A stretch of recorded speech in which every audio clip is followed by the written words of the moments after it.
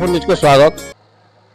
ଆଜି ଆମ ପଥରଘାଟ ହନୁମାନ ମନ୍ଦିର ଠାରେ ଅନୁଷ୍ଠିତ ହେଇଛି ରାମଲୀଳା ଉତ୍ସବ। ଆଉ ରାମଲୀଳା ଉତ୍ସବରେ ଆସିକରି ଅଭିନୟ କରିଥିଲେ ପଣ୍ଡିଆପାଲି ବୀର ମାରୁତି ନାଟ୍ୟ ସଂଘ। ଚାଲୁ ପଚରାମା ତ ଆଜି ଯେନ୍ ଅଭିନୟଟା କଲେ ତ ତାର ଉପରେ କିଛି ବାର୍ତ୍ତା ରଖିବେ। ଆଜ୍ଞା ଦ ରିପବ୍ଲିକ ଓଡ଼ିଶା 24 ନ୍ୟୁଜକୁ ସ୍ୱାଗତ।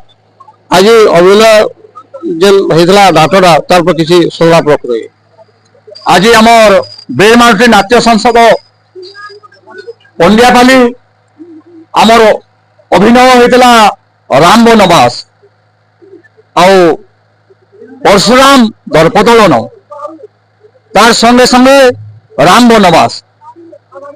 আজি মোর অভিনয় দশরথ মহারাজ। তো আজ যেন অভিনয়টা হেলা তো এতে আজ কেতে দূর তক আপন আজ অভিনয় আজি অভিনয় আমি বহুত খুশি। আমার সবু কমিটির পিলা মানে যেন দর্শক মানে দেখিছন, যেন দর্শক মানে আমার নাটকটাকে উপভোগ করছন, আমি দেখাইবার আমি বহুত খুশি কৃতজ্ঞতা জ্ঞাপন করছু। আমার গাঁও অছন যে রাম আউ লক্ষ্মণ আউ সীতা ভূমিকা করতে তাকে পচরামা কাণ কহবে। মো রাম ভূমিকারে করিবা বহুত খুশি। বীর মারুতি তার ছোট বড় কলাঙ্কু নেই পরিবেশন করিবা আজ বহুত দিন সে আজ আগুক যাওয়া চেষ্টা করছি সবুলে। আজ পথরঘাটে আসবা তা বহুত তপস্যা লা, তপস্যা থাকার আমি পৌঁছি পারিলু। মো রাম ভূমিকারে পাঠ করে কল্যাণ বারিক। ধন্যবাদ। বর্তমান আমার পাখে অଛନ୍ତି যে সীতা ভূমিকা অଛନ୍ତି তাকে পচার কଣ কহবে। মো 27 বর্ষ হেলানি সীতা ভূমিকারে অভিনয় করুছি। আজ পথরঘাটକୁ আসি আমাকে বহুত খুশি লাগুছি। আগামী দিନରେ আমি আহুরি আগুক ଯିବୁ ବୋଲି ଆମର চেষ্টা ଅଛି। ଆପଣଙ୍କ ସହଯୋଗ ହେଲେ ଆମେ ନିଶ୍ଚୟ ଆଗକୁ ଯିବୁ ବୋଲି ଆମର ଚାହୁଁଛୁ। ଏତିକି କହିବି, ଧନ୍ୟବାଦ।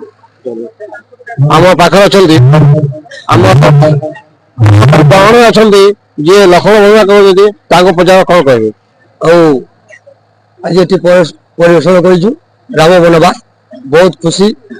ଆଉ ଦର୍ଶକ ମାନେ ବି ଉପଭୋଗ କରିଛନ୍ତି। ଭୁଲ ଥିଲେ କ୍ଷମା ଦେବେ ଦର୍ଶକ ବନ୍ଧୁମାନେ। ଧନ୍ୟବାଦ।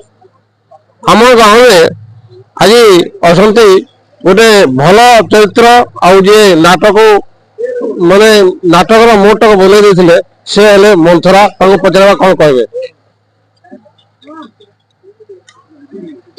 ଆଜି ଆପଣ ଏଇ ନାଟକରେ ଆପଣ ମନ୍ଥରା ଭୂମିକା କରିଥିଲେ ତ ଏହା ଉପରେ କିଛି ବାର୍ତ୍ତା ରଖନ୍ତୁ।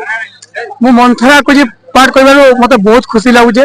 ଦର୍ଶକ ମାନେ ମତେ ବହୁତ ସପୋର୍ଟ କଲେ, ଯେନ୍ଟା କି ମୋର ମନର ଟିକେ ଉତ୍କଣ୍ଠାରେ ବାହାରିଲା ତାମାନେ ମୋର ପଦଟା, ସେଥିପାଇଁ ବହୁତ ଭଲ ଲାଗଲା।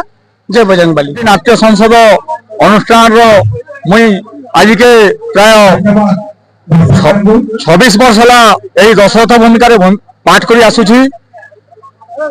ଆମକୁ ଏହି ରଙ୍ଗମଞ୍ଚରେ ଅନେକ ଲୋକ ଦେଖି ଉପଭୋଗ କରିଥିବାରୁ ମୁଁ ବହୁତ ଖୁସି ଅନୁଭବ କରୁଛି। ଜୟ ଶ୍ରୀରାମ। ଆଜି ଆମେ ଆସିକି ପହଞ୍ଚିଥିଲୁ ପଥରଘାଟର ହନୁମାନ ମନ୍ଦିର ଠାରେ। ଆଉ ହନୁମାନ ମନ୍ଦିର ଠାରେ ଆଜି ଥିଲା ରାମ ବନବାସ ଆଉ ପଣ୍ଡିଆପାଲିର ବୀର ବଜରଙ୍ଗବାଲି ନାଟ୍ୟ ସଂସଦ ତରଫରୁ ଅନୁଷ୍ଠିତ ହେଇଥିଲା। ଆଉ ବହୁତ ସୁନ୍ଦର ଆଉ ନିଖୁଣ ଭାବରେ ସେ ଅଭିନୟ କରିଥିଲେ। ତ ଯେନ୍ଟା କି ଆମ ଦର୍ଶକ ମାନଙ୍କର ମନ ମୁଗ୍ଧ ହେଇଥିଲା। ଆଉ ଯାହା ହଉ ଏଇଟା ଗୋଟେ ପଥରଘାଟ ହନୁମାନ ମନ୍ଦିର ପକ୍ଷରୁ ଗୋଟେ ଅଭିନବ ପ୍ରୟାସ ଆଉ ଗୋଟେ ବିରାଟ ପ୍ରୟାସ ନେଇକି ଆସିଛ। এই যাত্রা মঞ্চ এই অভিনয় মঞ্চ আগামী দিনে বিরাট ଗୋଟେ ଧନୁଯାତ୍ରା ରୂପ ନଉ।